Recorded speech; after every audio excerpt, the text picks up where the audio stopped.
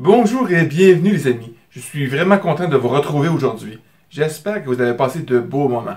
Un ami youtubeur, Olivier Culture Pop, en passant, allez voir sa chaîne, ça vaut vraiment le coup d'œil, m'a suggéré de traiter le sujet du crossover TMNT Ghostbusters. Honnêtement, j'y avais pas pensé. Mon esprit était focusé sur d'autres sujets que j'avais envie de traiter.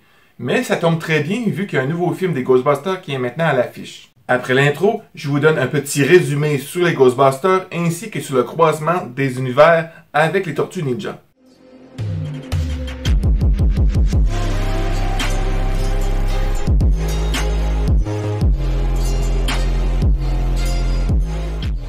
Ghostbusters est une comédie américaine sur le surnaturel réalisée en 1984 et produite par Ivan Reitman et écrite par Dan Aykroyd et Harold Ramis.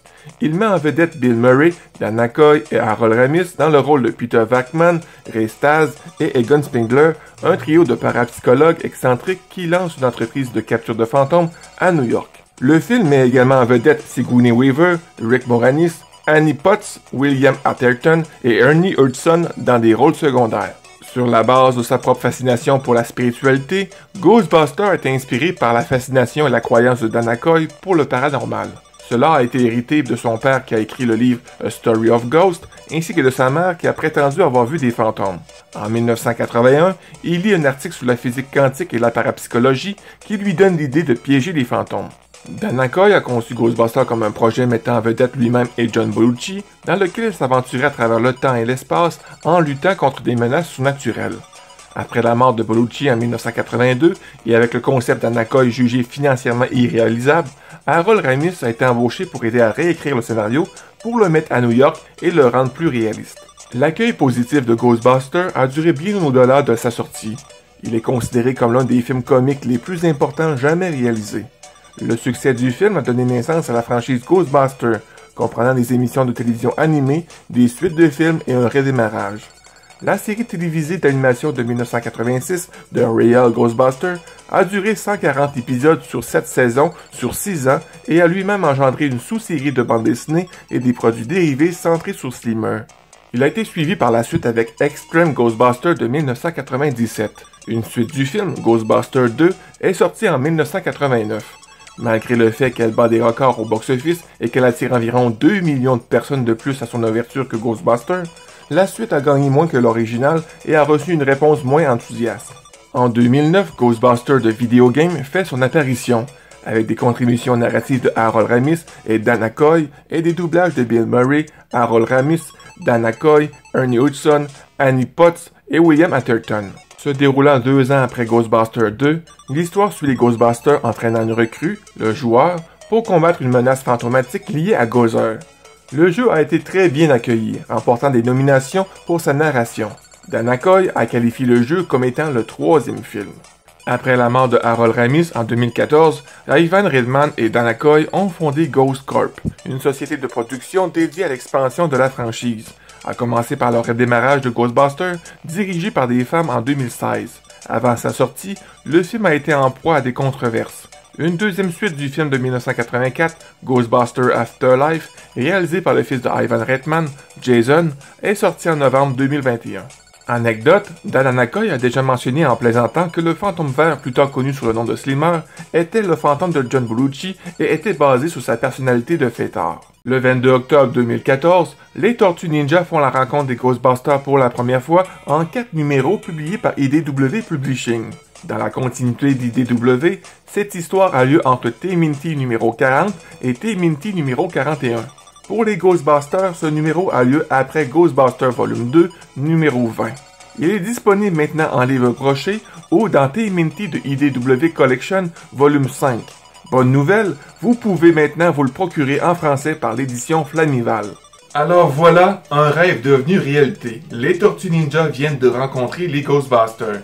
Mon enfant de 7 ans qui vit dans ma tête ne pourrait pas être plus excité. Les croisements d'univers ont tendance à suivre une formule prévisible, mais le plaisir de voir deux propriétés que vous aimez interagir vaut généralement les clichés. Ceux qui ont lu la série TMNT d'IDW, ça devrait bien aller. La continuité de la série Ghostbusters ne s'étend jusqu'à présent qu'à quelques vagues de références de leur récente rencontre avec les Peoplebusters et Gozer. Cela explique pourquoi ils ont mis en place le système d'avertissement de brèche dimensionnelle, mais les références sont légères. Il s'agit plutôt d'un chapitre essentiel à la chronologie des Tortues Ninja que des Ghostbusters.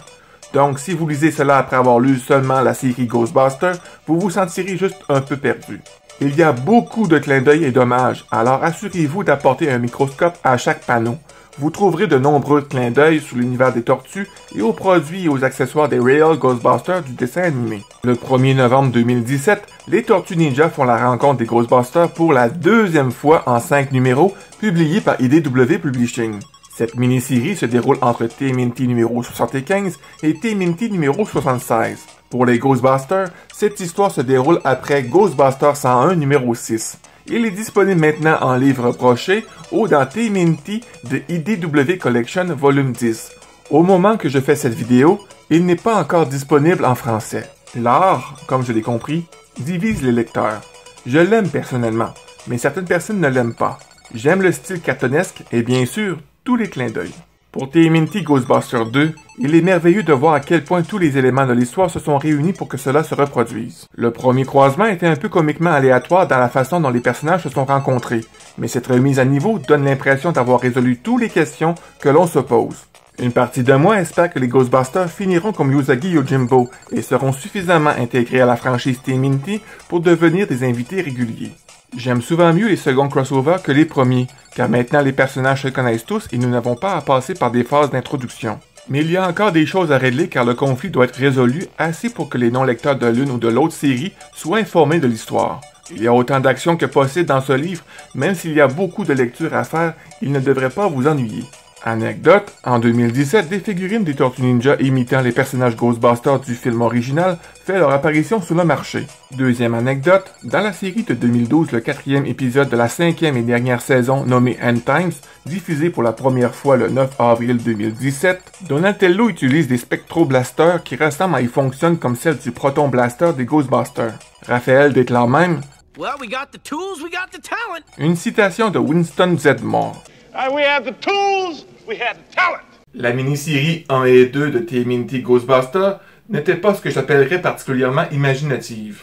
Il a suivi tous les clichés que nous pensions qu'il allait arriver. Mais est-ce mauvais pour autant? Pas du tout. Oui, c'est extrêmement familier et quiconque a lu suffisamment de crossover dans sa vie peut prédire l'histoire à plusieurs pages à l'avance. Mais c'était vivant, amusant, très divertissant et il n'y a vraiment rien de mal à cela. Nous voilà maintenant à la conclusion de la vidéo. Merci vraiment beaucoup d'avoir resté jusqu'à la fin. N'oublie pas de mettre les pouces bleus, de partager en masse pour faire connaître cette chaîne et de t'abonner et d'activer la cloche si ce n'est pas encore fait. Sur ce, mon ami, je te souhaite une excellente journée. Sois prudent parce que vraiment, tu es important et on se revoit bientôt dans une prochaine vidéo. Bye bye.